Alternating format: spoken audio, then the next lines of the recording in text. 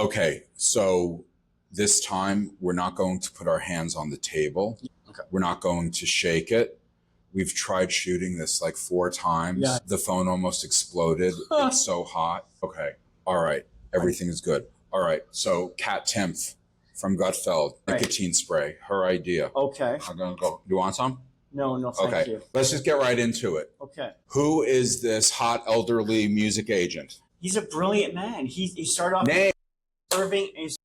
And he started in what decade? Well, he's 77 right now, so we're talking about the 60s. All right. Who is he? He's a brilliant agent, manager, businessman. He was in charge of Ticketmaster. He works with Live Nation now. He said his clients are U2, Journey, John Bon Jovi, series of actually Eagles. Don Henley's his best friend. They talk every day for the past 40 years. And what's so great about him? That he transcends businessman, artist. He is an artist who happens to be a businessman.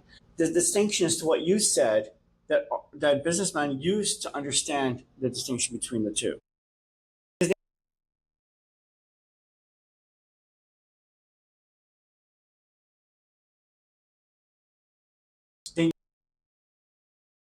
It mattered to them.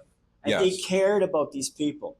And he tries to get the best deal possible with the most money on the table. I love the deconstruction of all the deals. I was listening to a 2-hour interview with him, and it was absolutely spellbinding in the details. Okay. It was spellbinding. How did his name come up? Just because I've been following Bob, and I scroll through all the interviews, and he's an old school guy, Bob too. And there's no he talks shit. He says what he thinks. Again, he comes from that same decade too. These people are a dying breed. They still work, and they still have all these artists out there. They are friends. They are colleagues. And it's not, I am your boss. Blah, blah, blah. You know, there are lots of people from that era who seem to have remarkably close relationships with their agents and managers. Joan Jett, Bruce Springsteen. Right. Billy Joel is still friends with his first wife, who was his By the way, can I talk to you about that story? Yes.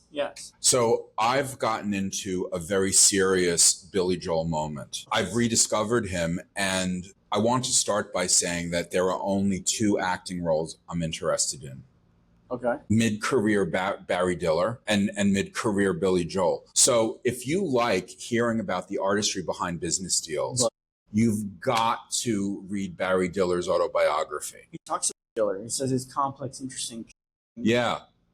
So Barry Diller online somewhere talks about his invention of the ABC Movie of the Week, which was the first time that a broadcast television network produced its own original movie-length content. He also, by extension, invented the miniseries. So he's a very, very interesting man with a demeanor that's much more pleasurable to behold than I would have expected, right? But also Billy Joel, there's this new documentary on HBO Max. It's 2 parts. Each part is 2.5 hours.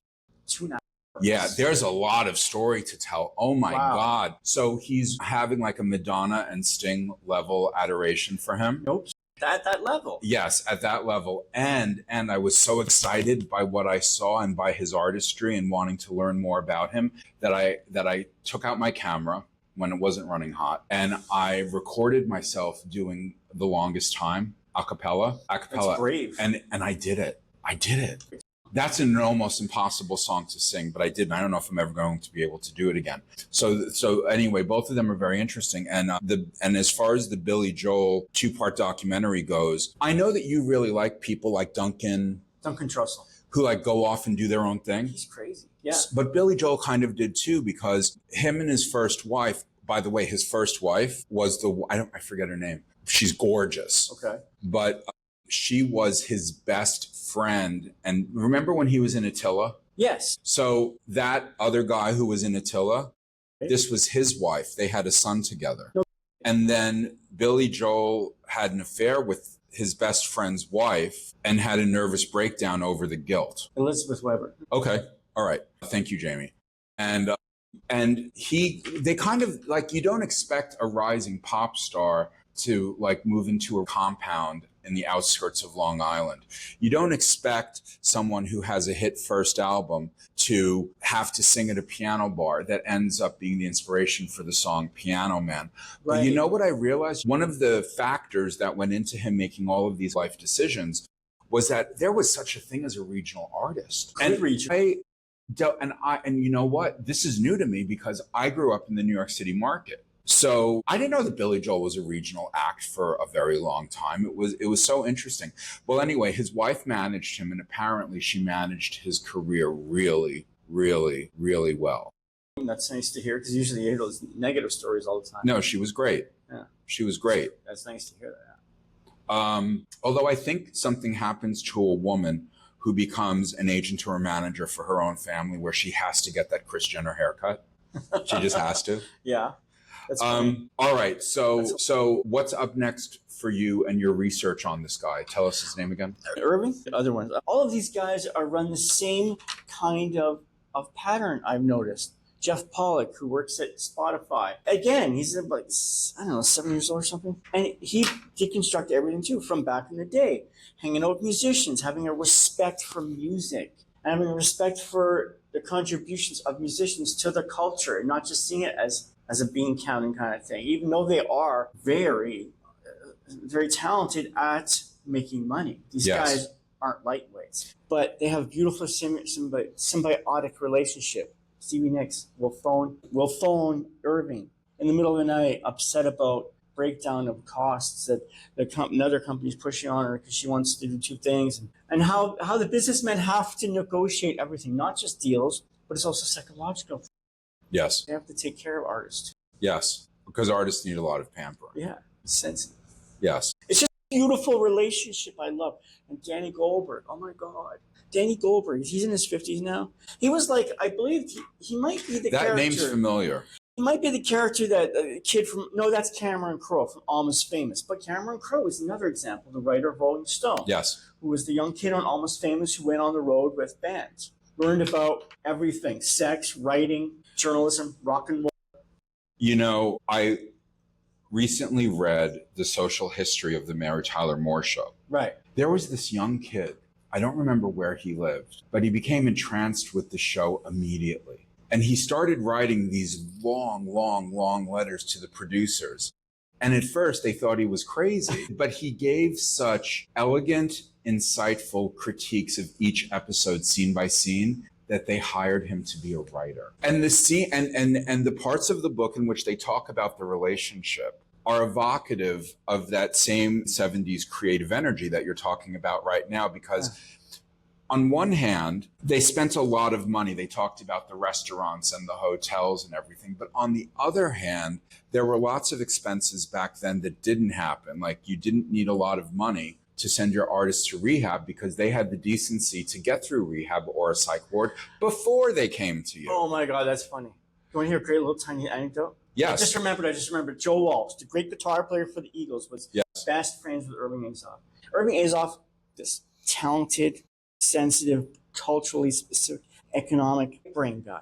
Joe Walsh, total mess, nightmare, drugs and everything, best friends with these two. He couldn't go to sleep without having adjoining rooms. They had adjoining rooms in hotels. Who couldn't go to sleep? Joe Walsh couldn't go to sleep unless Irving was next to him in an adjoining room. And in the words of Irving saying, well, in the middle of the night, Joe would wake up thinking that the Martians are going to come for him, and he had to be talked down. So I was there to tell him, no, everything's going to be okay. Don't worry about it. But go back to sleep. Okay. And he will go back.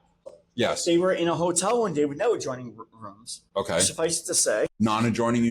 Adjoining rooms, this time rooms next to each other. Right. He had another escapade in the middle of the Oh, you're talking about the rooms with the doors in between. The old style fan. Yes. Sorry, the old. And he didn't have one this another tour. So he said, you're going to be okay. I'm going to leave the door open. You can come inside, through the door. And I said, yeah, no problem.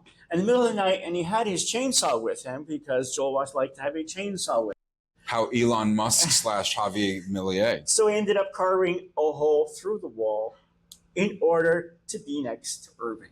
So Bob says, how do you handle that shit back in the day? Just throw lots of money around. As long as you pay for it, nobody cared. If no phones anywhere, nobody would hear about it. You could do that shit today, he said. But, back in the day, and you just laughed. Just threw money around. Well, you also sent me this article about Paris Hilton, BRiTNEY SPEARS, and Lindsay Lohan. There's this excerpt from this book. Do you remember the name of the author? Waiting for a book? Yeah. Yep.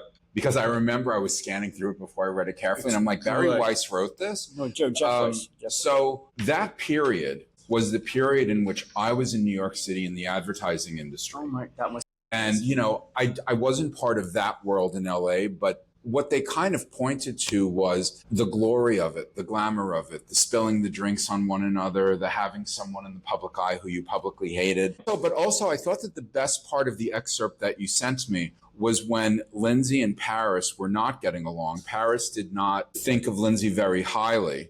She was too much of a striver. But then when it came time to talking to the paparazzi, they protected one another, no matter what was going on for them personally. I like that. And I really like that part of the story, which, by the way, is alleged. Alleged, yeah. Alleged.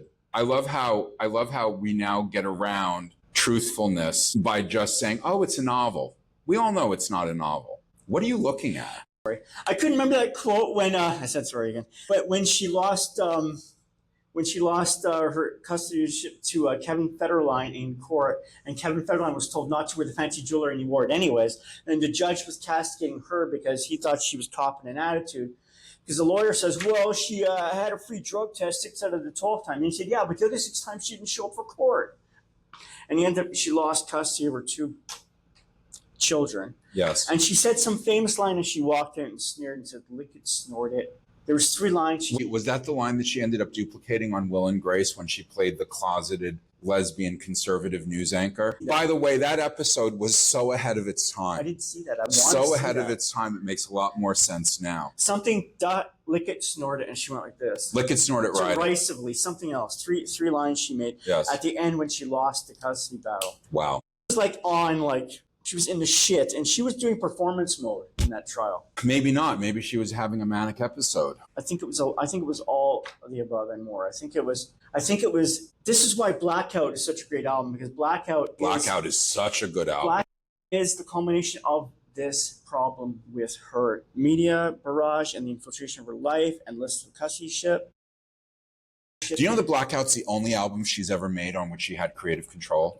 It's interesting because KYLiE Minogue is not a songwriter. The 2 albums of hers that are most critically acclaimed, Impossible Princess and Golden, right, are both albums that she wrote by herself. And so now we have Britney Spears, and I think it's fair to say, I mean, just go on YouTube and type in Britney Spears Blackout reviews. It's taken a very long time, but everyone acknowledges, that that's a great pop album and a great dance album, but also Britney Spears' best work, right? I was looking through reviews yesterday.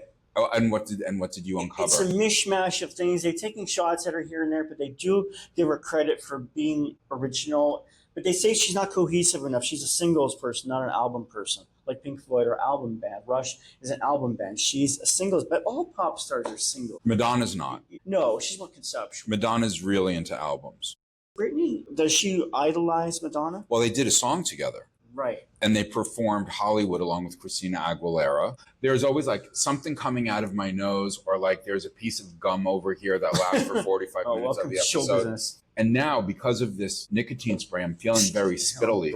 No, you're always perfect in that regard. Please. By the way, thank you for wearing the shirt. Well, you're welcome. I wanted to look halfway decent. That's why I wore it. So I got to tell you, I love the way this shot is framed, because that poster of that guy in the hallway here at the downtown Hamilton YMCA, it looks like he's looking over you. It's just kind of cute. I'm really interested in Britney, though, for some reason. I'm not, and I'm coming from another world. I worship Jimmy Page. I worship Eddie Van Halen, Pat Metheny.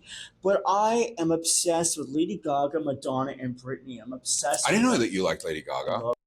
Fame is a brilliant album. Fame on. It is. Well, there were 2 versions of it. So what do you think it is, the 3 of them?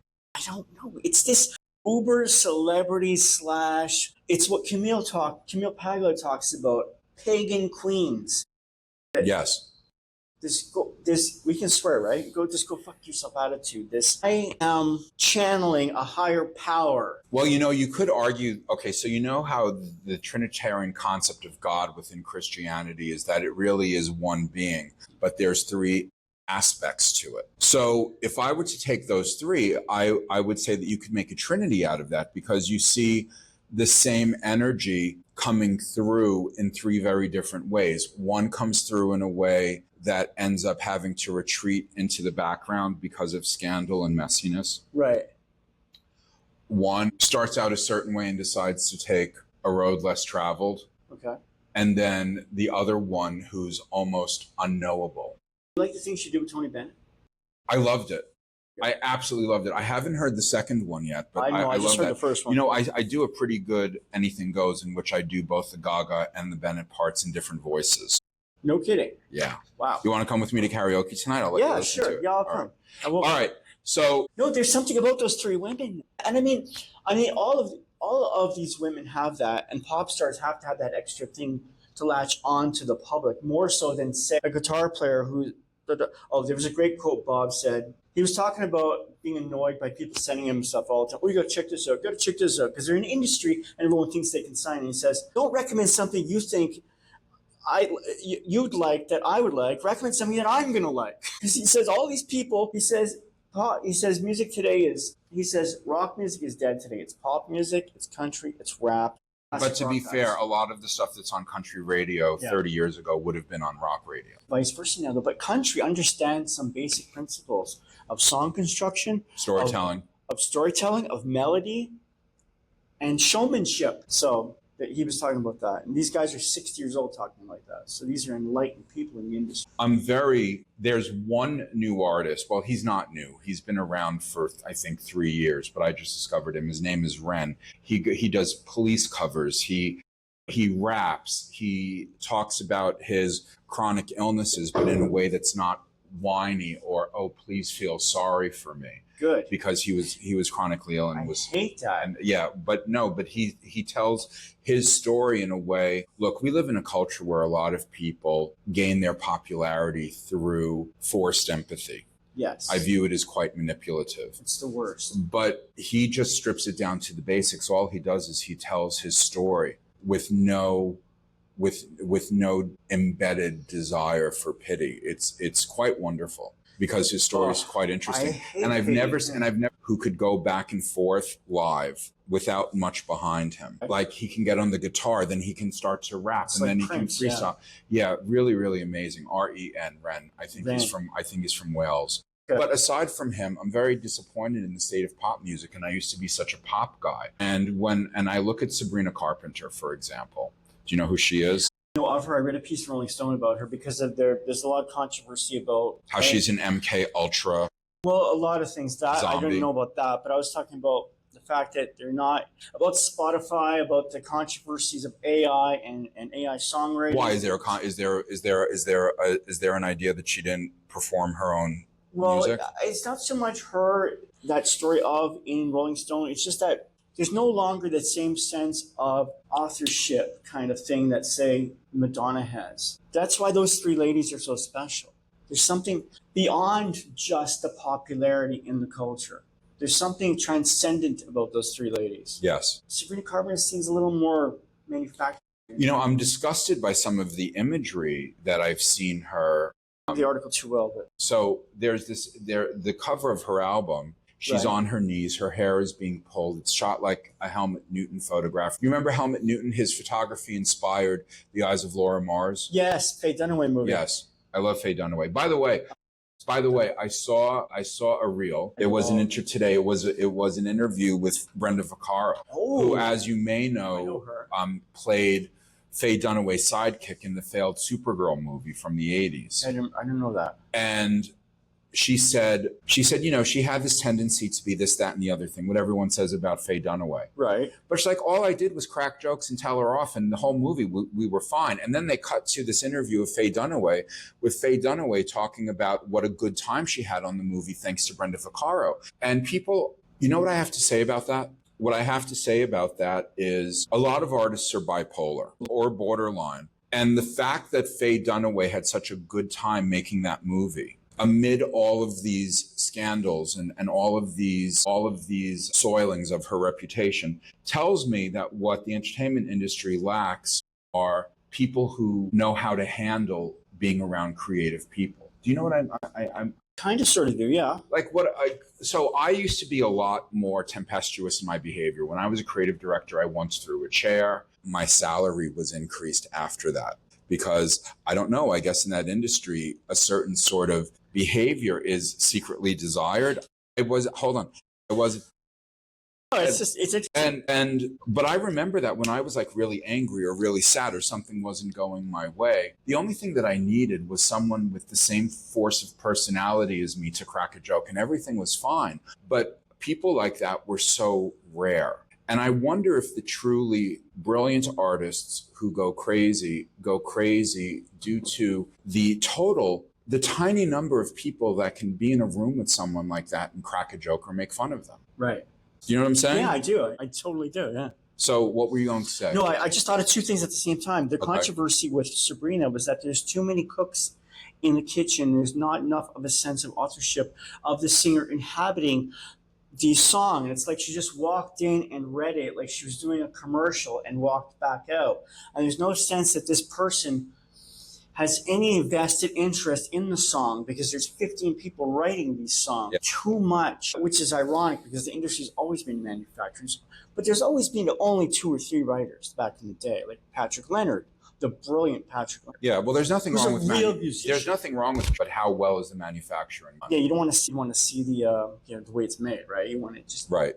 The other thing was, I just thought of that great episode on Larry Sanders' show, Gary Shandling's show, a show within a show. Remember the controversy on Leno's set? What was it? Was it Bobcat Goldthwait or somebody who lit the set on fire or something? There was some controversy back in the 80s. I think that might have been him. I'm not sure. Anyway, yeah, well, he was on the episode of Larry Sanders' show where he trashed the set and says, "Oh yeah, you only had me on because I was on Leno and did the same thing." Right. So we don't. And he destroyed the set. And he put the plants down and shit. And then he said, "Well, I wouldn't have done it if it wasn't on TV. I wouldn't have done it if it wasn't on TV."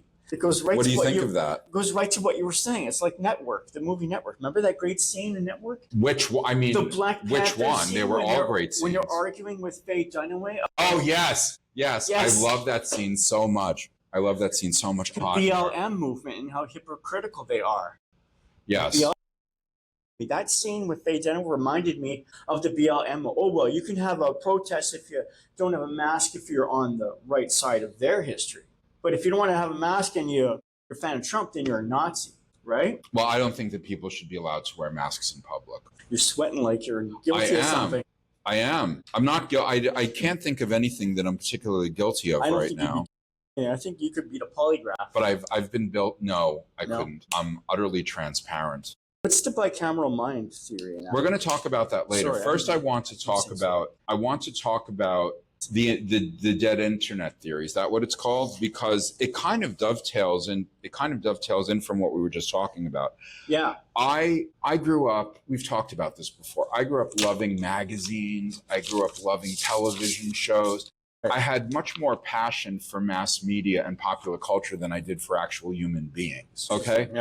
But when I look out, there's very little out there that lifts me up. That challenges you. No, I like to be the one doing the challenging. But okay, fine. Your mind, I'm saying. But fine, yes. And everything is just, everything I see is terrible. I mean, I love stuff in the world of interior design. I love stuff in the world of food, which I view as an art form. But there's not a lot going on in popular culture that I actually like right now. And I have to tell you that when I produce my own mass media artifacts like this show or the other versions of it or the spin-offs or whatever that are coming in September, it really does feel to me like the internet's dead. Yeah. Like there's a lot of good things to say about Substack, and I just published my first Substack, but there's this profusion, at least in my feed, of people talking about who are writing about writing. Do you get that? Yeah, I do. Yeah. It's so strange. And I don't think that they're people. I think they're bots. This is the thing about the uncanny valley thing, that you're not sure what you're watching. Is it fake or is it? I was catfished by a porn star. I wrote that bit in my act, but it really happened. How long ago? Last year. I was infatuated with this porn star. Well, where did this porn star allegedly live? Well, I don't really know where she lives, but I went on this site, embarrassingly enough, because I just had to tell her what I thought, because it transcended performance. It was balletic.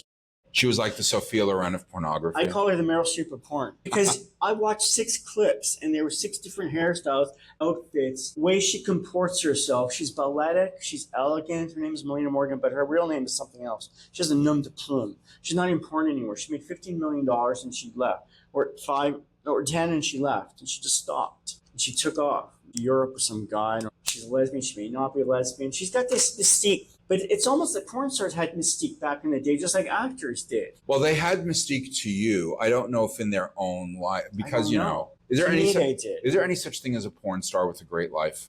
I don't know if they really. Okay, now do you believe in that? And I used to be so pro porn. I used to watch it. I had an idea to produce it, artistic stuff. I was once offered an opportunity to produce one. I didn't take it. I was scared. I'm glad I didn't. But then on the other hand, creatively, it could have been interesting. Now, do you mean underlying morality that it's destructive for you? I mean, I know people who. I've spoken to people all the way up to 3 years in. But then when it gets to the 3, 4, 5 year mark, whether you're male or female, gay or straight, it doesn't seem to go well for anyone. She said the worst part of it was the hygiene. What do you mean? Having to go down on women who don't have good hygiene. She said that was the worst part of it. Oh my. I would think that would all be tightly controlled by the producers. She laughed about it. But yeah, no, so I was infatuated with this person.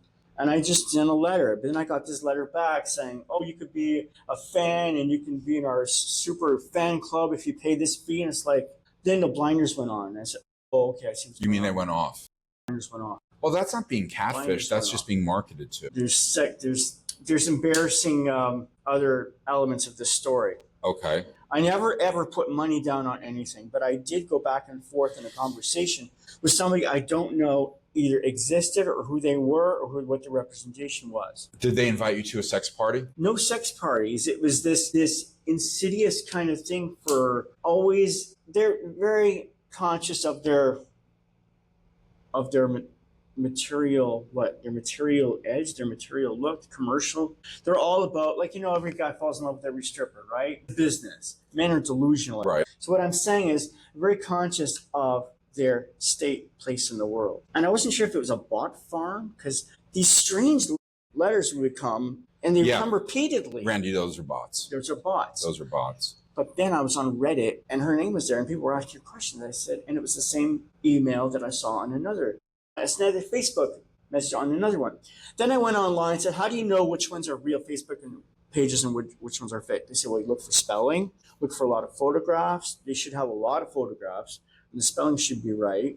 It could be one thing, one letter, one vowel could be off. But it could be a bot thing, or like I made a joke in my act where I said it could be someone in Slovakia chained to a radiator, you know, big fat guy, and typing, doing data entry. Yes. It could be anything. She could have a stable of women working for her, pulling in cash for like a couple $100 per horny Western guy jerking it, you know? So it could be all of these things and more. I think it's probably a bot. The question is, we don't know. We don't know, and there's so much that we don't know. I mean, deep fakes are of such a level of excellence that, okay, so you want to know what's been bringing me down for the past 2-3 weeks. I've gotten sick of watching the podcast that I normally watch. I've gotten sick of reading the news feeds that I normally read, because we're at the point technologically where I don't know if I can trust anything. Right. And then on top of the pure reportage of it all, I've been having a return of these intuitions that I had when I was schizophrenic and homeless and all of that. And it's that the world really is the Truman Show. And the joke is that when we die, we go to what life really is. I don't know if it's Earth or it's heaven or another dimension of reality. But we realized that this was all a joke and it was all a test. And do I know that that's really how it is? No. Does it make it uncomfortable to walk through life with such a mystical, biblical view of things? Yeah, it does. But this has put me in a place where it's hard to invest in any of the scandals related to the Jeffrey Epsteins, the Donald Trumps, the Barack Obamas of the world. It's made it very difficult for me to want to participate in those conversations in any sort of polarized way. What I'm interested in now, and I probably should have said this, so the dead internet theory is this idea that the majority of online activity, including creative production, including talking heads, including articles, that the majority of it is generated by artificial intelligence, that it's been going on for longer than we've realized, and that it's actually a trick that's being perpetrated upon us either by a government or by a shadowy elite or by the breakaway civilizations that live inside the earth, whatever you want to believe, and that this actually is the connecting us to the matrix that we've been talking about for 25 years. But it's so easy to get so wrapped up in. Now, what I'm interested in, and one of the reasons why I haven't been feeling so jokey lately, is that I'm interested in actual scholarship. Like, I've been studying more than I've been enjoying. And we'll talk about the bicameral mind in a minute. But the other thing is, it's made me a lot more selfish. I went into this podcast and in all of my creative endeavors wanting to change the world for the better. Now I'm in this place of, I don't really know what's for the best, because I don't really know the lay of the land. Now, I just want to be clear. I'm not going crazy. I've been humbled. No, but the fact that you question I've been humbled by how little I know about how the world works. And the fact that my psychiatrist said to me, we've spoken about this before, that he said to me, yeah, I think that all of existence is some sort of illusion and someone's behind it. And I'm like, is this a test? Like, he's like, no, it's really what I think. And keep in mind, he wasn't born in Canada. And I think that people are much more willing to take on these lenses, these what if scenarios, to humbly consider that things aren't as they seem when they're not born in Canada or the United States. Did you hear the interview with Roman Yampolsky? The guy talked about the simulation theory on Rogan. The guy was talking about how AI is going to destroy us and rule us. 99.9% sure that AI will be the destroyer of civilization. We are bringing about our own destruction and eventual death. So what do you think of that? He makes great, perfect sense. He talked about the simulation theory, that we're probably in one and we don't even know it. And it's fascinating. It's kind of a hodgepodge of ideas for me, because I don't know a lot about tech. And I kind of like catchphrase kind of ideology. You hear all these phrases. It's like during COVID, everyone's an epidemiologist now, right? Everyone's an expert on every topic because they heard a 30-second soundbite. Yes. Well, I'm very disturbed by the fact that politicians and military leaders are increasingly being referred to as actors. I hate hearing that bad actor phrase. And Donald Trump said something a few weeks ago saying, Jeffrey Epstein, the man who can't die. And I saw this the same day that I saw a photograph of him on the stretcher. That's not Jeffrey Epstein. His nose is a different shape. By the way, I know how faces can bloat from all sorts of things, but you can't make a nose bigger and more hooked. Okay. You just can't. So I don't really believe that's him. And I suppose the question is what's going on, is there a religious, spiritual, mystical dimension to it? Or is it like the Truman Show? Is it that on the crust, on the surface of the earth, we're the leftovers? The real story is what's inside the earth. That's the real civilization. We're all just kind of leftovers who are entertainment for other people. There are so many different places you can take it, but all of this really has gotten me to a place where I've become interested in studying psychology, anthropology, religion, etc. But I've become obsessed with my vision for entertainment, and all I want to do is make it happen. Like, I'm not really interested in having conversations. Okay, look, don't take it the wrong way. What I'm about to say is that I'm not interested in having conversations like this. And in general, I'm not. It's different with you because, I like you and we're friends this month. Yeah, well, we both, you grow and learn. But have I ever spoken to you on camera or off about so here's the thing, Randy. It's possible to look at all of these technologists talking about our lives being simulations as being what happens when you have an entire class of human beings who are very instrumental in running the world, technologists, people like Peter Thiel and Elon Musk and the people who work for them, not believing in God and not realizing that we're at the edge of becoming gods, creating these things. And because of our lack of responsibility, that's what the actual problem is. Einstein talks about that too, how we need to leave one day and we have to know that our destruction is imminent too. Well, Marshall McLuhan says that human beings are the sex organs of the universe, that there's something that as we make machines, machines make us over. And if that's the way that nature is going to go, then so be it. But what bothers me is the lack of consciousness. And that's what brings me to the bicameral mind. So JULiAN Jaynes came up with the idea of the bicameral mind. And what he said is that despite popular opinion and scholarly assumption, that consciousness only emerged 3,000 years ago. That prior to that period, the way that we operated was that the voice in our head was not acknowledged as ours. We thought it was coming from God's. And that the ongoing that the ongoing sophistication and innovation in the world of language, which we don't talk about as a technology, but it is very much a technology. It's not inherent to human beings.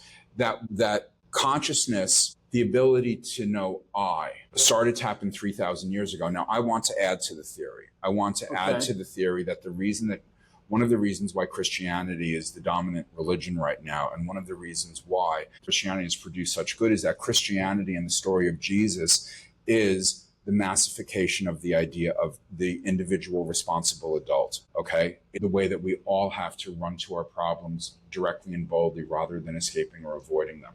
I will also say that there are other people whose works I've read who talk about telepathy. There's a lot of interest in telepathy right now. Nonverbal kids seem to be strangely telepathic, and the extent of these tests will be kind of shocking to anyone who hasn't read about them, seen them, etc. And what I realize in studying this is that my disapproval, my dissatisfaction, my loathing of people for going about their business and not paying attention to what's going on in the world is not a conversation that I have any right to have, because the people who bother me are people who, because, you know, when you get an evolution like this in a human faculty, there's no way that it's uniform. And so, and I found out recently that between 10 to 30% of human beings on the earth, I would say it's more, but 10 to 30% don't have a voice in their head that they can recognize. Really? That much?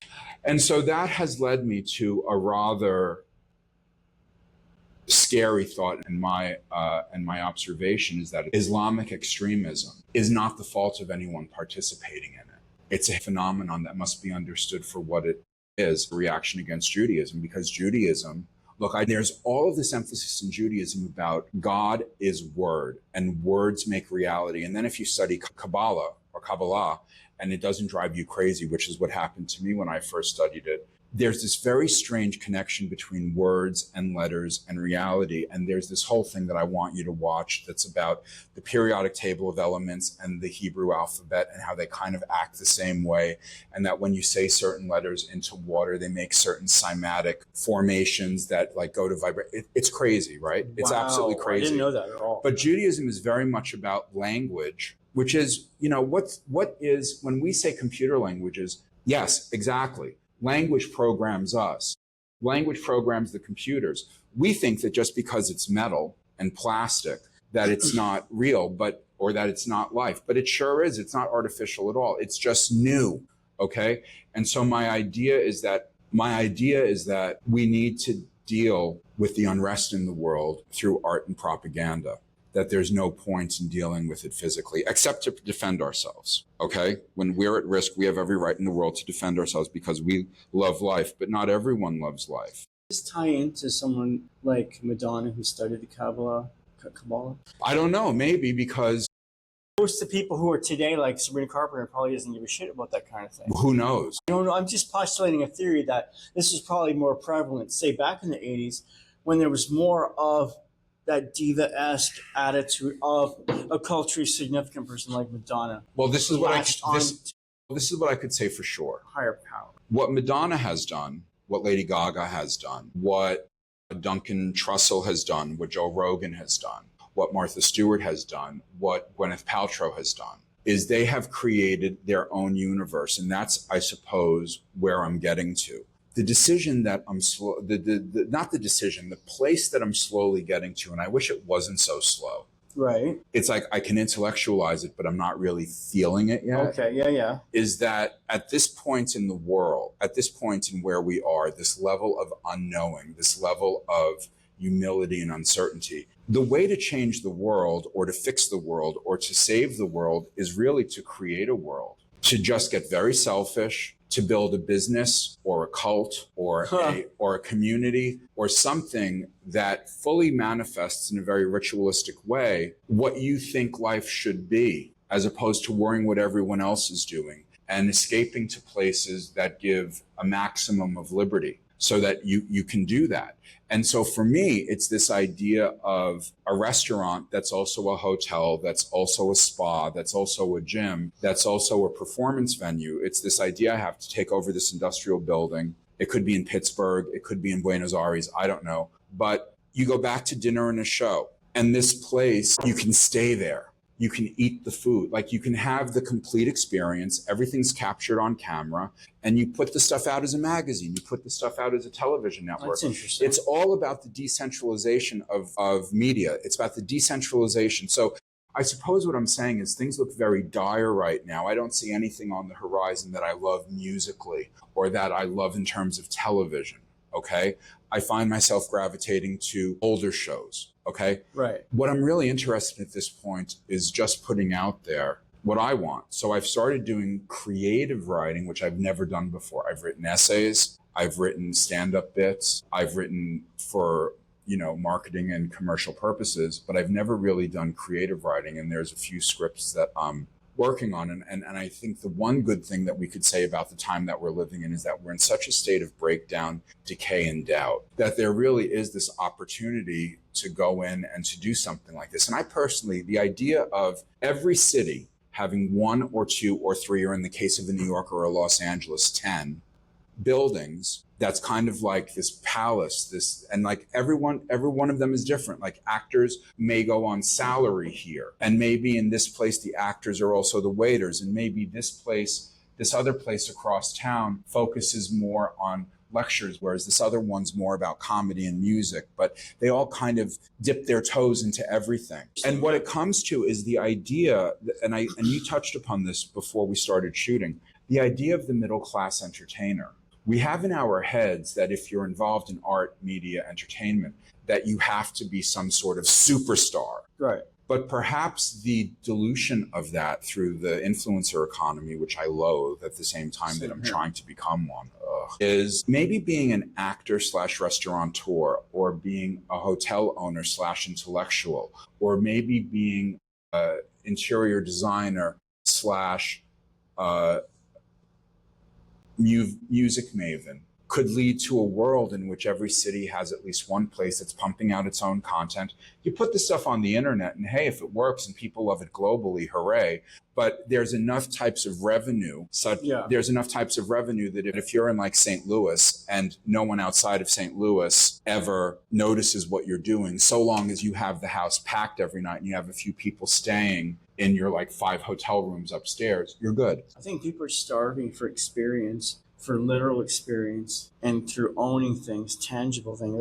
That lady who I'm obsessed with, the economist, or Carol Roth, she said the best thing you can do today is to own things, to put your money and invest even in small things, to own books, to own a car, Yes. to own physically tangible items that give value and meaning to your life. Yes. And have experiences that are rooted in your past and your told in the culture. Yes. Not just this nebulous thing, because that can change online through, say, digitization. Yes.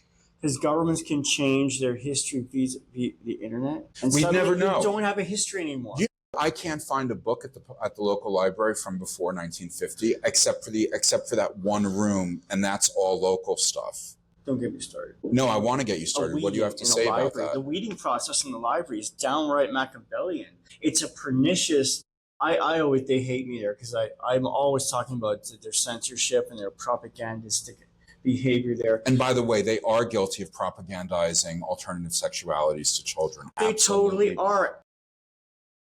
For that accusation, I say, in between you have and to the school boards. When you walk in from the mall, you have to go through the kids section. Yes, you can't avoid that's it. Right. And they're just from they're not appropriate. And they are strategic. And mind you, I want to say something. I'm in a state of celibacy right now. Okay. And my astrologer says that I should remain in one until my next birthday, which is next May. It's like a little less than a year from now, because I have some negative energy that I picked up along the way in my demonic, my decadent sexual, explorations and travels and temporary demise. But children, the thing with kids, there were lots of arguments made in France in the 60s and 70s about getting rid of the age of consent, and it's happened throughout the history of romanticism, modernism, etc. That whole, libertine thing. But in reality, we're living longer, and adolescence is protracted, and the fact that adolescence is being protracted and people tend to become mature later in life, and yet this is being shoved down everyone's throat.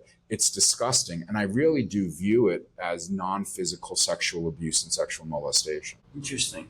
But I'm obsessed with that idea of that propaganda of the school boards with the libraries that strategically design curriculum, and they place it so you can see it as you walk through, like you said. It's very strategically placed. Yes, It's like you can't avoid it. And also chosen before they even place it, like a feng shui. And what do you think that is? Do you think that that is... It's a number of things. But do you think it's intentional? It's totally intentional, completely intentional. Is it possible? Is it possible that human beings who engage in that sort of behavior are, for lack of a better word, possessed by some sort of hive mind that runs through people like a virus and they don't really realize what they're doing? Oh yeah, and COVID just destroyed they made them way more paranoid than they already were. I mean, it infected everything. They were paranoid about the bed bug fiasco there, but I mean, they're paranoid about germs. They were wearing masks and gloves. To this day, they wear gloves. I had this lady I worked with pull out a tape measuring cell with 6 feet away from her, okay? They're getting rid of books because they don't want too much of a concentration of too many articles that could be have germs on them. This is back in COVID. But they took an excuse and they rode with it to pass legislation to get rid of things that weren't taken out enough. Why do government offices still have signs that say we're busier than usual because of COVID? Oh my God. So 6 years later, it's not acceptable to me. No, it's ridiculous. I don't know if they still do that in the States, but like, you know, you make the mistake of trying to call a provincial or a federal office and the phone you pick up the phone and the automated message basically boils down to fuck you. Yeah, the thing I liked about Trump was he said, no, you work in the government, you have to go to work. You have to physically show up to work. None of this Zoom shit anymore. None of this make it like you're working when you're not, when you're at home in your PJs and your bunny slippers. Like people weren't going to work just the last year. Like 40% occupancy in government buildings. I used to be I worked from home for a while. This was like a long time ago, 20 years ago. I demanded it. I was hot at my agency. I was able to get whatever I wanted. Looking back, it was really bad for my mental health. Oh yeah. Really. It's like my mom said, you need really somewhere bad to go and something to do. No, because I became soft. I started out really tough, but I became soft because my desire to be away from certain people in certain situations was overindulged. Yes, it makes you soft. It does make you soft, and it makes you really tense, and it gives you the smug sense of superiority. And you know what I think? Here's what I think. I think that if you want to work from home, great. Save your money, have a 6-month emergency fund, and become an entrepreneur. Right. Is there something wrong with me that I never see people talking about, like, oh, I want to open a restaurant, or oh, I want to start a cupcake company. Right. I mean, it's just 10 years ago everyone was talking about that stuff. It seems like now you're either a wage slave or an influencer, or you're looking for venture capital. It's so incredibly extreme. Who's Carol Roth?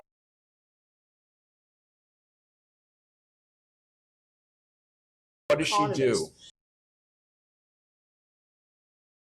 And so tell me more about her. She's written several books on questioning the whole Davos thing. Give me the pen. She's written. So what does she say? She's written several books. And her name's what? Carol Roth. She's funny. She's like Camille. She's a rock star. And where's she from? She's from America. She's in New York City, I believe. I hate my voice today. I'm gonna have to see if she married her high school sweetheart. AI she's a product of America, of the dream of America. And what does she say? Like, what are her ideas? She's against the whole Davos thing. She wrote a book about how you won't be happy, you'll eat bugs, and you won't own nothing. And she wrote a whole book about that. She's an American television personality, best-selling author, entrepreneur, radio host, and investor. She calls herself a recovering investor because she had shows on Fox. She's 52 years old. She's from Chicago. She went to the Wharton School, so she's not a right-wing nutcase, Alex Jones type at all. But that's just what it is today. These are the books she wrote. Okay, I need to look her up. Yeah, You Will Own Nothing, The War on Small Business. She helps out a website on interviews about how to deal with the government if you're in industry. Now, here's the thing. Are we being alarmist and unnecessarily gloomy because we're both plotting comebacks and for now we're living in the downtown YM? Okay. And God, she's gorgeous. Of her picture that she's a capitalist. But here's my question for you. We live at the YMCA. Right. We're in our 50s. We've made mistakes in the past. Yes. We're finding our way in the new media landscape. Is it possible that things aren't as bad as they are for us because we just so happen to live in the city with the worst homeless problem in Canada? Jordan Peterson, you're not depressed, you have a shitty life, you're not suicidal, you have a systems management problem. Something like I always get those two mixed up, but he's saying basically it's situational depression. Randy, if you were to give up your career and you were to be handed $5 million, right, and you had to leave Canada, right, and you had to go anywhere else in the world and start a new life, you wouldn't have to work. If you want to do comedy, you could. Where in the world would you go? New York. I want New York. I want to. Even though it's crumbling? Yeah, I suppose, but it's still, I think a lot of people are making a lot more out than it is, because that guy didn't not win. He isn't the mayor. He's the mayor-elect. He has not won yet. Yeah, but don't forget, I came to Canada in 2010 because it felt to me like New York City was crumbling. No, I mean, there were other reasons. Nancy Rollman said he might not become the mayor. She said they might smarten up, because when they actually have to deal, like socialists in government, actually have to deal with the trade unions and the Teamsters, they're going to give them a little wake-up call. Yeah. This is not how we do business. Yes. Waste management. Yes. Quote unquote. But New York City looks like it's going to get itself a Donald Trump, because none of the Democratic options make any sense whatsoever. Cuomo, I believe, is going to run as an independent. The mayor, who's the incumbent, is like, people aren't really happy with him. And so what you're going to get probably is Curtis Sliwa, who really probably shouldn't be mayor, the same way that Donald Trump probably shouldn't have been president. But when the establishment is giving you these horrible choices, I think that there's an impulse in many men, less so in women, but still, to go for the wild card due to this deeply unspoken desire to just blow the system up out of revenge. That's what Nancy Rollman said in the journal. She said on an interview, she said that, people have these pie-in-the-sky notions and these fanciful ideas. When it comes down to the hardcore reality of everyday life, it's not going to fit. It's not going to swim with the everyday life of the economy. But what are you talking about? The sense of a socialist mayor actually becoming successful, because socialism doesn't work. Okay, but there are many cases in human history of people being very enthusiastic about ideas that don't work. Yes, I mean, to the point of bloodshed during gulag camps, I'm saying, to the fruition of what it really means to have a government telling you, like, social credit. Like China, did you hear the latest on that? Did you hear that wonderful anecdote about Chinese woman comedian who was making fun of her husband, and who was her ex-husband making fun of guys in general? Why are men, quote unquote, so confident with themselves when they're not that good looking? They don't care about their hygiene. There was some kind of, I'm paraphrasing here, a woman comedian in China said this. So the Chinese government is had this whole push of this media. What, were they trying to stop her? They're trying to, massage the comedians and the artistic community and coming up with a more constructive way. I did not know that there was stand-up comedy in China. Yes. That shocks me. Yes. Apparently there is a small community, and these women comedians are becoming very popular and going viral. So wait a minute. So in China, there's more women stand-up comedians than men? There are some. I don't know the whole story to this at all. I just heard this because of the government trying to, and it's just, it's so hypocritical. They're throwing people in camps, the Uyghurs. I mean, give me a break. And they're going to sit there and try and massage comedians' message to be more beneficial to mankind by having a constructive conversation about gender issues. This is the government in China. It's ridiculous. Well, I mean, honestly. Do you know what else China's producing? What? Sex robots. Yes. Do you want to talk about that? Oh boy, do I. The perv side of me loves the idea of it, because they're super fucking hot and they look like porn stars. And this goes to the to the uncanny valley theory, because they're so beautiful. Is it a real woman masquerading, and they're doing a deep fake of it when it's a real person acting like a robot? Because there's been a lot of that in the media too. Is it a robot? Is it AI robot? But is that good enough for you? Don't you want to be wanted by another human being? Of course I do. I'm being funny, but at the same time, this does go to supply and demand. Men like sex. Women, what did Dennis Miller said? Men have to fuck you. No, women. How did Dennis Miller said something about wanting and needing to fuck? Okay. You want to fuck, men need to fuck. But do we anymore? I mean, is there something in the water? Where is the rambunctious, joyful, carousing sexuality Again, I don't know if this is the result of temporarily living in somewhere surrounded by a bunch of derelicts. No, it's a deep metaphysical question. But like, too. why aren't we having sex anymore? Do you remember that 10 years ago we thought that we were going to be overpopulated? Yeah, that was a big. Yeah, now it's the converse. Now people are saying we don't have enough children. Like Elon Musk that's his tirade, saying we need. I think that's an excuse. I don't think Elon Musk has a moral code. Comedian Bridget Pettis said he just likes banging lots of women, having lots of kids. You know. Yes, but tell us about the sex robots. Well, the sex robot thing to me is such an interesting thing. Maybe it's a good thing in the sense of, okay, they're calling it companions, and all guys roll their eyes because all they think about is one thing. I can have a robot that looks like Karma Lecture and give me head every day. But do you think that's okay for most guys? No, it's not okay for most guys. But I also believe that it's a zero-sum game too, sexuality. What do you mean? I hate to sound coarse and so literal-minded, but guys like to have sex constantly, not so much invest with emotions as much as, say, maybe a smaller portion of guys. Well, there's evolutionary reasons for that. But do you think that, when I look at how hormones, change over the course of a human being's life, it seems to me that an interstitial period of promiscuity is probably embedded in us and is probably a good idea for both men and women, in that it really trains us in the reality of the world, so that when we switch modes and look for someone to spend our lives with. And look, I understand that there are some artistic types that don't want that. I also understand that there are a few people who are sophisticated, intelligent, honest, and good enough at communication that they can have a cluster of like 2 or 3 or 4. It's extremely rare. In general, the polyamory thing is disgusting to me because it's basically not having the emotional maturity to be in one relationship. So instead, you just kind of spread it out across a few relationships with people who are equally as infantile as you. Maybe this okay. Yeah. But I'm concerned that there's something biological happening. Okay. And I'm concerned that it's a combination of environmental toxins, right, purposeful poisoning in the food supply, and effects that we aren't aware of yet of being indoors and of being surrounded by Wi-Fi signals and stuff like that. I know it's a bit alarmist, but I mean, people don't seem to be sexy. No, and they don't seem to care about being sexy. They're not having sex. They're not drinking as much. Like, look at the comics we see.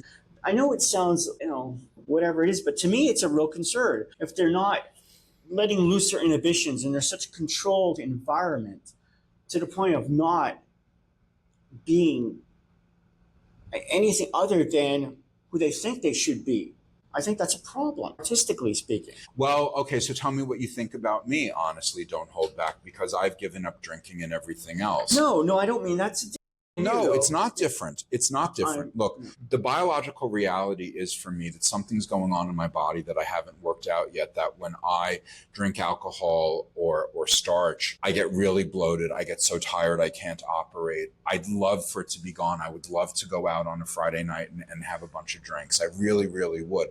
I just can't right now. No, I'm just saying, now maybe I'm rationalizing my behavior because maybe I drink too much, but I mean, well, yeah, but let's talk about it. It's an interesting conversation. Anxiety-ridden, nervous wreck I am, and it does help me, and it does. I get half the shit done because I might be in an altered state for a second or two. Do you smoke marijuana? No, but I will if a hot woman is around offering me one. Okay. I would do crystal meth if a hot woman asked me. Oh yeah, sure, I do it all the time. I used to do marijuana joint with the singer. Me and my friend were hanging out. So your only indulgence is that you drink? Indulgences that I drink, and I just drink because of nerves most of the time. And I do nothing at all. I'm doing stand-up, I'll drink just to cut my nerves down. Well, you are anxious. I'm very anxious, but I should be using meditation for that. I've tried meditation. Or medication. Yeah, well, I like meditation better in this.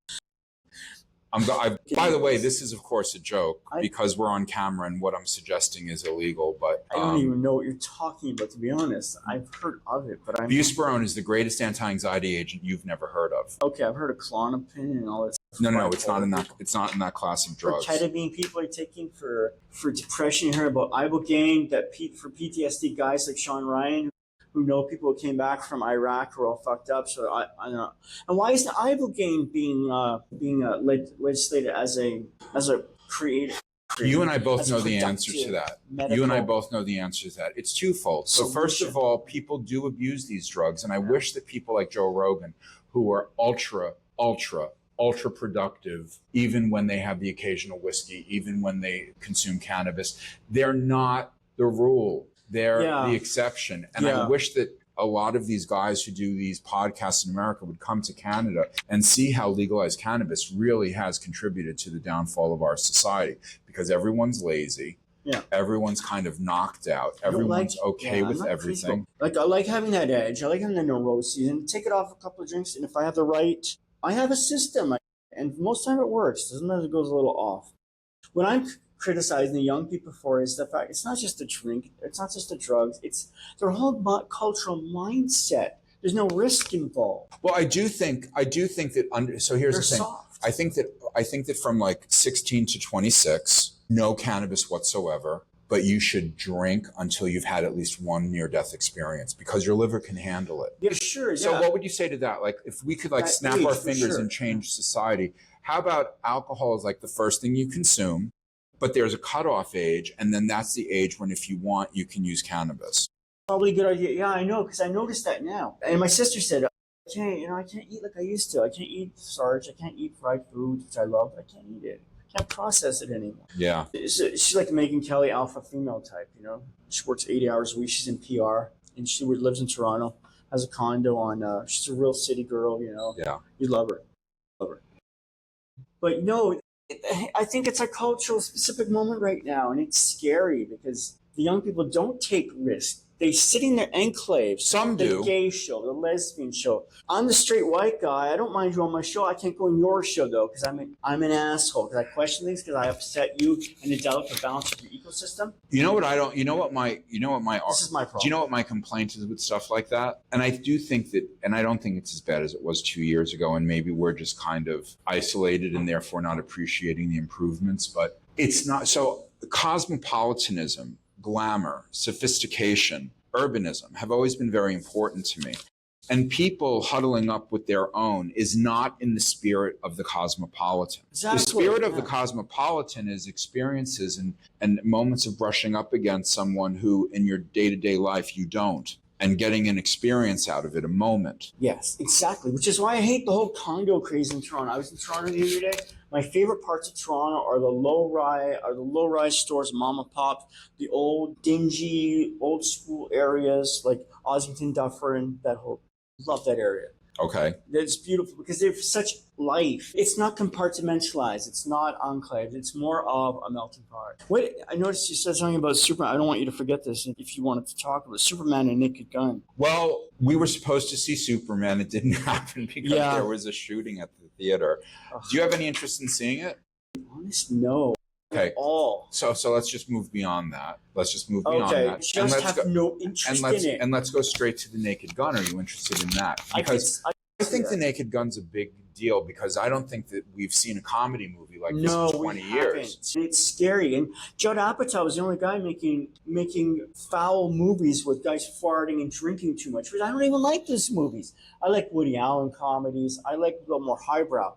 But we need a movie. But you want to know something? You want to know something? Need Judd Apatow. When you don't have those rambunctious movies for 30 years, all of a sudden The Hangover looks better than it did when it first came out. I love The Hangover. I'm very excited about The Naked Gun. I definitely want to see it in the theater. I think the casting of Pam Anderson is really interesting. She's in it? I didn't know that. She's the female lead. Really? I didn't know that. I know Liam Neeson's doing comedy, which is interesting. Who is?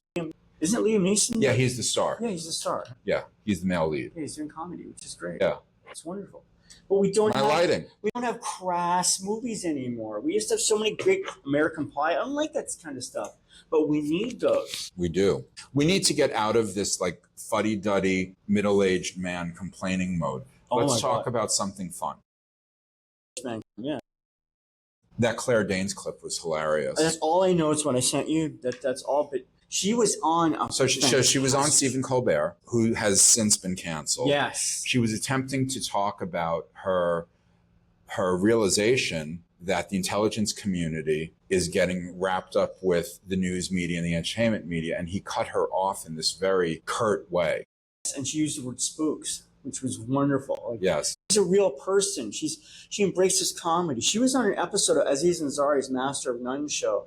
She was? Yes, she was. She had. I love that show. That was fantastic. She played the crazy girlfriend. Wait a minute. Was there a third season? There's 2 seasons. I think it was in the first. She played. It was a very small role. Okay. She played the crazy girlfriend he picked up who had bipolar, and all she didn't want to fuck and drink and stuff. And she was fantastic. She was crazy in it.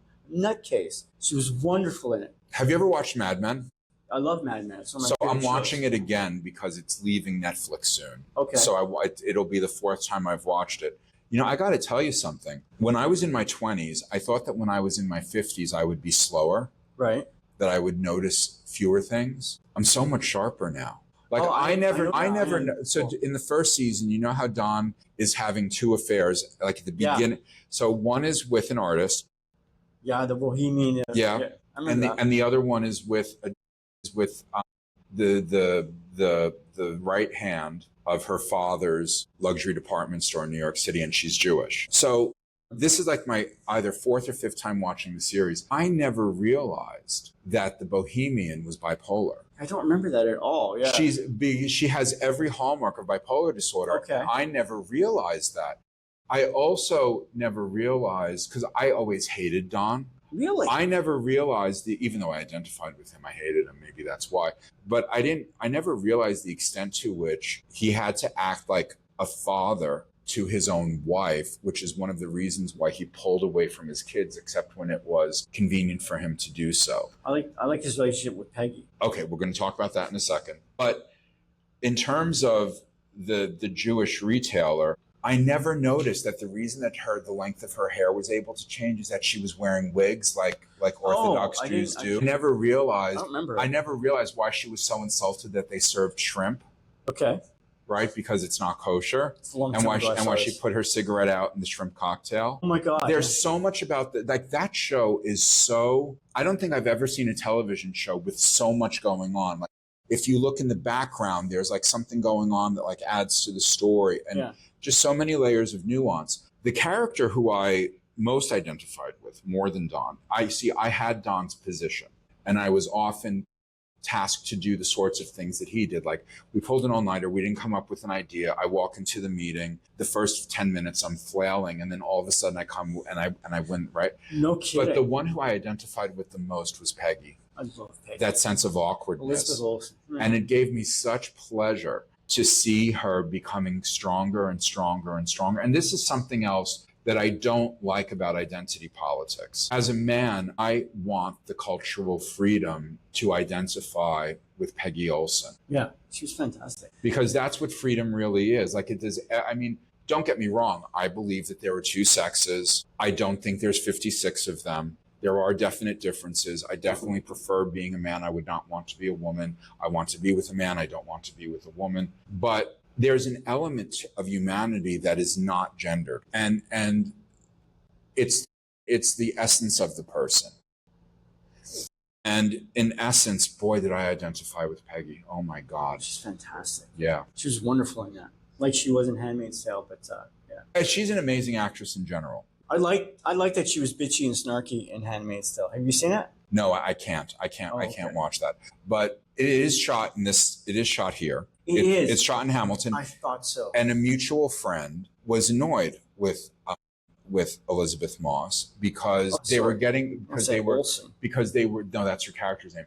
Because they're shooting a scene. Aggie. Because in the Durand, you know that neighborhood with the big mansions? So they're shooting a scene, and like her and a couple of other people were like, "Hey, Elizabeth Moss." And so the assistant came over and said she doesn't like anyone looking at her, and she doesn't want to have to look at anyone while she's preparing for the scene. And this mutual friend was really angry, and I'm like, wait a minute. She's directing the thing, okay? She's producing the thing. She's starring in the thing. If I was in her shoes, I wouldn't want anyone yelling out my name either, and I would have my assistant go over as well. It's the same thing. Christian Bale. They all get after him for taking a fit on the set, and he's intense.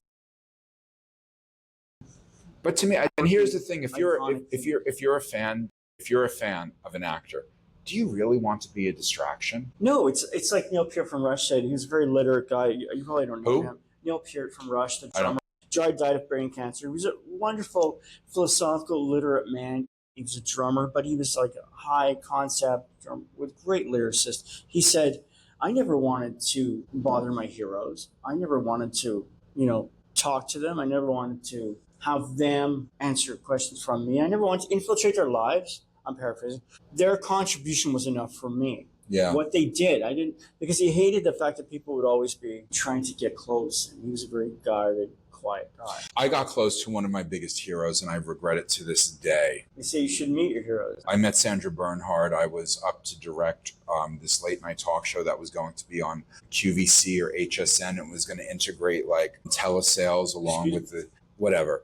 And I was drenched with sweat like I had just come in from a monsoon because I was so nervous. It was the only time in my life where I physically couldn't get the words out. It was so incredibly embarrassing. I really wish it had never happened. She was lovely.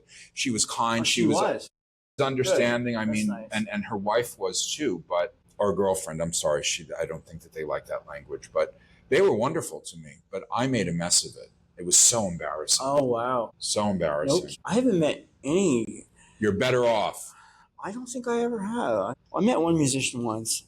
For the most part, I don't want. If like, I made a promise that in stand up and meet people, I'm not talking to anybody until I'm on equal footing. Yeah. You just look like a hanger on. You just look like a sycophant. I don't want any part of that. And I know too much about comics that they're annoying and it's obnoxious. I don't want to have anything to do with them. Like Kurt Mesker's annoying. Keeps ranting, raving with Palestine every 2 minutes. It's getting old to me, this whole Palestine. Okay, so I have a question for you. I was not expecting this to come up. I love Kurt Metzger. As a comic. But he's annoying me. It's annoying. Yeah, of course. And it's very recent. Like Roger Waters.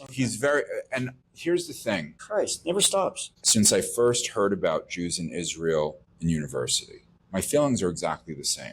They haven't changed. Mine have gotten more to clarity. And toward Israel or Palestine? Toward Israel. Well, you know what's really funny? While we have people like Kurt Metzger and Dave Smith becoming increasingly anti-Israel and some would argue anti-Jewish, what's really funny, and this is never reported in the American media nor the Canadian, the Middle East is also becoming more pro-Israel. Okay, so Jordan, Lebanon, and Saudi Arabia have all covertly assisted Israel in its strike against Iran, all of them. Okay, they've started building synagogues in the UAE. Really? Yes. There are lesser known countries like Azerbaijan that have thriving Jewish communities.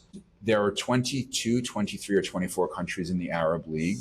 In 12 of them, the burqa is outlawed. As it should be. And in Morocco, it's against the law to make one. No kidding. Yes. Okay, you did tell me that. So you have this increasing disapproval within the Middle East and North Africa of Islamist extremism. And it seems like all of that energy is moving to the world of North American talking heads. Yes. And I don't get it. I'm obsessed. I know I bring it up all the time, but I'm obsessed with Sarah Adams. CIA. You actually don't bring it up all the time. CIA captured targeter who is liaison between analysts and teams, SEAL teams, in the new position they created. She's not in it anymore. She said that we are so deluded in the West towards the threat of Al-Qaeda. She said during Benghazi, do you know about Benghazi? Yeah. Okay, I'm obsessed with Benghazi. She said Obama is completely responsible for this. He was completely incompetent. They had no air support, no air cover, nothing. They were left alone for 13 hours. The military contractor, ex-CIA guys, contracted by the CIA, who were ex-SEAL guys working for the contractor, being contractors for the CIA, okay? It gets nebulous, all these titles. Huh? Yep. Anyways, there were only a couple of them there to protect the ambassador who was killed. Right. Okay? Another guy was killed too in the State Department. The State Department did nothing. There was no air coverage. Jordan said you have free airspace to do what you want to America. Jordan gave them free airspace. Did nothing. Waited and waited. And they're sitting around twiddling thumbs. They're like, okay, we have to go in. And they're waiting for orders to be able to go in. Because they had the annex, the CIA annex is over here, and then the state, what's it called? The embassy. The embassy was over here. And Al-Qaeda did this amazingly brilliant, if you can use the word brilliant for a terrorist attack. You can. You can. They did this brilliant attack. and 4 people are dead. Two SEAL guys and 2 people in the government. And the noted Benghazi attack that is albatross around Obama, unwittingly so, and Hillary Clinton are both responsible. First Secretary of State ever. Yeah, I don't know real inside and outs of this, but they're completely and utterly bureaucratically insidious bunch who did nothing to circumvent this dastardly attack, this evil attack of Benghazi. I haven't read the book yet. I've just listened to 2 podcasts over and over. But the thousands of operatives, they say, that are in North America at any given time are thousands, she says. She says the lone wolf attacks you hear about are inspired Al-Qaeda attacks. They're not necessarily members of Al-Qaeda, but they wreak havoc on the poor and unfortunate and mental cases, perhaps. But the media masquerades as a mental case. Like this guy who was crazy did this. Well, something's... The lone wolf attack. Okay, but let's go back to talking about Jews. I'm going off here. No, it's fine. I don't know all the details, so it's just a little... What interests me is, do you know who... No, I'm not going to bring him up. Yeah, I am. So there's this guy, Bassem something or other. He's one of the most handsome men I've ever seen. He has blue eyes, white hair. He's Egyptian. He's very muscular. I think he might be a closeted homosexual. He's billed as a comedian, and he tends towards the anti-Israeli. But I can't find any stand-up of his. All I can find him doing is going on television shows and being asked, well, if you don't like what Israel's doing, what would you do? And all he ever does, and this is what a lot of people in that cluster do, they say, oh, well, not this. In other words, when you really press one of these talking heads who's anti-Israel, and the simplest question is asked, well, if you were in charge of Israel, what would you do? They all say the same thing. They say not this. And the reason that they say it is that Israel can never do anything right in their eyes. Nothing. Yeah. And the fact of the matter is, Israel's a hyper-functional country that produces hyper-successful people, amazing technologies. What they've been able to do with that land, given the fact that it's like not great land. I mean, don't get me wrong. The waterfront's beautiful. I'm calling it waterfront because I still love Donald Trump's plan to turn it into the Riviera of the Middle East. That's hilarious. But it's a really great country. And we're afraid to say that, the same way that we're afraid to say that the United States is in many ways a great country. What is it? What has happened inside of the Western imagination that we're afraid to say, we like who we are, we like what we have, we like where we're living, we have tons of problems, but conceptually where we're at, temperamentally where guilt, vindictiveness, resentfulness. Well, don't you just feel like that's collective suicide? It is collective suicide. And that's the irony, because the people in the Middle East, like you said, have such diverging opinions as to these talking heads. And so the middle, not only is there this diversity of opinions in the Middle East and North Africa, also everyone's not Arab. Right, exactly. There's like 250 different ethnic groups. We talk about them like they're all Arab. They don't talk about themselves like they're all Arab. Like what did Russell Peters say? The black race, Indian races hate each other more than they hate the white person. Well, you know, Trevor Noah said the same thing. I'm going to say something controversial. I think that it probably makes more sense to organize nations by religion than by anything else. Religion is something that you choose. As someone who's ethnically Jewish, I was shocked to find out last week that I can apply for birthright citizenship to Israel. I thought I had to know Hebrew. I thought I needed to formally convert, and I thought that it had to be on my mother's side. It's not true.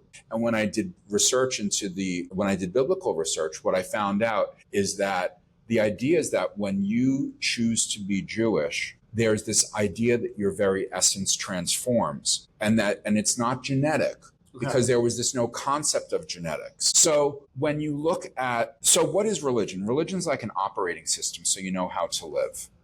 Right. Now, I understand and I respect the fact that we live in a world with lots of different religions, and there's lots of people who have no religion at all, but it does make sense to cluster people by religion. So the point that I want to make about Israel, if we all agree that it works, whether we like it or not, whether we're scared of the implications or not. If we agree that, it kind of makes sense historically for people to cluster together by religion as opposed to ethnicity, because that can become genocidal, as opposed to race, because that can become genocidal. By religion, something that you can choose, you can opt out of, you can opt into. then by virtue of the fact that there's no other Jewish state in the world, can't you give people this little piece of land? I mean, enough already. Right. Enough already. It's ridiculous. It's such a diverging. I'm becoming stupid tonight. I lose my train of thought. It's so hot. It's just attacking our senses. It's amazing we can even have a conversation. Well, this is our longest episode ever. God. I am going to cut the cord, so you get the final word. What you were saying about a culture of suicide. What's that guy who wrote for National Review? Neil Ferguson? No, Goldman? Suicide of the West. Yeah. Goldman, Josh. I can't remember his name now. Oh my God, what is wrong with me? We can't think anymore. And by the way, I want to say something. Like, I understand that I've made comments in this episode that are along the lines of, like, I don't really know if these Islamist extremists are conscious, which, you know, can be viewed as quite racist, or actually it's very complicated whether or not it's racist. Because I'm not talking. Suicide. Okay. Jonah Goldberg. So cultural Marxism. But I do want to say that in general, when I watch reels, when I look at photographs, when I leaf through books, one of the reasons I'm so disgusted by everything that's going on is the Middle East is my favorite part of the world. I like the food more than anywhere else. I like the architecture more than anywhere else. I love the strength and the beauty of the people. I mean, it's not like I would want to be I don't want to be in Iran right now. And there's tons of people there who wouldn't like me based on my background. But we need to kind of clue in to, like, collectively as a planet, we need to clue in that whole part of the world, which, as far as I'm concerned, I agree with Mussolini, controversial as it sounds. To me, Italians, Jews, Portuguese, Spanish, like, that's all one mega race. If we want to, I know I'm contradicting what I just said, let's not think in terms of race. But, you know, all the sexy people, you know, in that whole, like, Mediterranean area, like going all the way into Turkey, that's, as far as I'm concerned, one people. And that set of people are the people who, because I don't have this view that, like, Northern Europeans created civilization. I think it's the people around the Mediterranean. That's how I received it as a kid. I don't know where I picked it up from. Ethnically, on both sides, I am from that part of the world, so maybe that has something to do with it. I don't know. But what I dream for is that the people of that part of the world would start to view themselves. It's weird because simultaneously I wish that they would be less concerned about, I think that it would be good for the world if people from that part of the world, like, read their own history. I'm not saying, and Israelis have already done it, but I think that entire part of the world, including Italy, including Sicily, including Malta, people need to clue in that that's one set of people. And there's been so much colonialism, there have been so many wars, there have been so many enslavements of so many different people that, you know, it's really splitting hairs to say that we're, you know what I mean? Yes, I do. What should bring all of these people together, and when I say these people, I guess I include myself, I'd like the luxury to live in Israel. I'd love to live in Malta. I'm kind of sick of it here. You know? Lebanon seems insanely beautiful to me as well. Why is there not more consciousness about, like, why is there not more pride in collectively we created civilization? There's a disconnect between the real world and the fanciful notions of what they truly represent in another country. It's disgusting when you think about it, with the protesting and the Palestinian, the queers for Palestine, social justice movements here, not having any basis realm of reality whatsoever, because they don't understand the connections of the cultures and the races in the Middle East. I will say this. I remember I said I was going to let you have the last word. You go for it. My brain is fried here. Okay. Straight to begin with in politics. Never mind the heat. Because North America and Europe seems to be so locked into suicide mode, and let's take certain Eastern European countries out of that because they, you know, like Poland and Hungary. By the way, in Hungary, was it Hungary or Bulgaria where they outlawed gay pride parades? I'm not sure. My first thought was, thank God. Yeah, the last thing the world needs is another pride parade. No, I actually think, as much as I'm in support of Israel, I think the United States, and I guess there's all sorts of Jeffrey Epstein, Mossad nonsense where they can't, but I kind of think that Israel needs to cut the cord with the states, because I really believe that we're at a point in global history where Israel, the UAE, and Saudi Arabia could really get together, be the dominant power in that region, and bring peace and prosperity to everyone. And that's where I hope it goes. That's a good place to end on. All right. That's a good Thank you so much. You're welcome. Thank you.